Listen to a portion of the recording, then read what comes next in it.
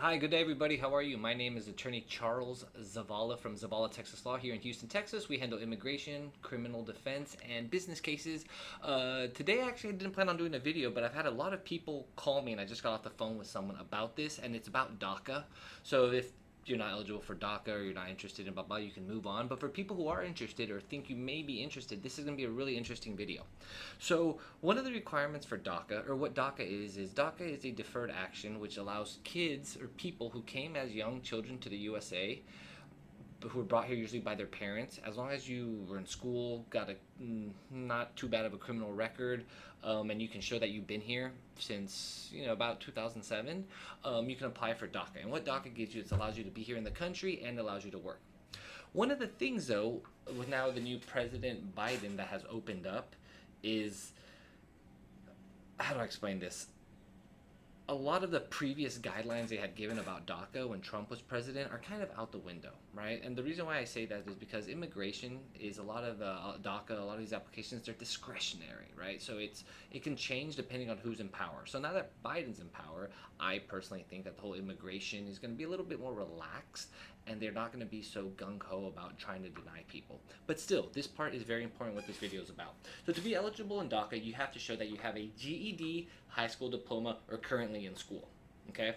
I have a lot of clients who call me who are eligible for everything, except they're not either in school, never got their GED, or never got their high school. So what this video is going to be is I'm going to tell you exactly what immigration describes or defines as being currently in school. So if you hit any of these, then you are going to be eligible for DACA, okay? And I'm taking this directly from the USCIS website, so I'll read what they say and then I'll explain a little bit about it, okay? So to be eligible for DACA, you have to be currently in school or have already received your GED diploma. So the question is going to be, what's currently in school, right? So bullet point number 1. To be considered currently in school, you must be enrolled, that means be part of, a public or private elementary school, a public or private junior high or middle school, public or private high school, or secondary school, right? So I would say 90% of us fall into this category. I went to a normal high school, got my high school diploma. Majority of people tend to do this. So if you are in high school or graduated from high school, you're good. If you're currently in high school, middle school, elementary, you're good. But what if you're not, right? What if you took another route? So now let's go to number 2. It says, to be considered currently in school, you must be enrolled in an education, literacy, or career training program that is designed to lead to the placement in post-secondary education, job training, or employment where you are working towards such placement. What the hell does that mean, right? That means essentially if you are doing vocational training, right? So let's pretend I'm going to school to become a plumber, a master craftsman, a carpenter. Some vocational school, this can count.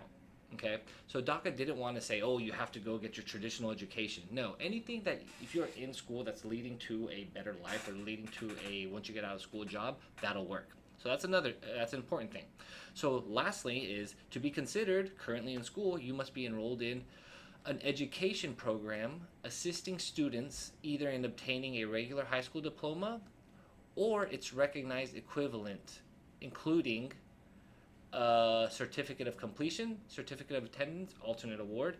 All really that means is you can kind of go back as an adult and try to get your high school diploma, or you can pass your GED. And a GED is a generalized standard exam where if you pass it, you get your GED, and they essentially say that you have the equivalency of a high school diploma. So I wanted just to hit on those because I have a lot of people who call and say, listen, I have everything else, but I just not in school, nor did I graduate. That's okay. You can still go back to school. And it's not like you have to be an episode of Billy Madison where you go back to school with all young kids. No, you can go enroll in any accredited schooling by Texas, well, Texas because we live here in Texas, but by your state, or get your GED, okay? And that is very important. And remember, it's not like you have to go in and get it, your diploma, and then we can apply for DACA. No, you can be enrolled in those classes. So there's no point in waiting until you get that certificate, as long as you show you're enrolled, right? And at the end of the day, you want to do this for you. Even DACA aside, you want to have some sort of high school degree or GED equivalent so that you can show for your future employers.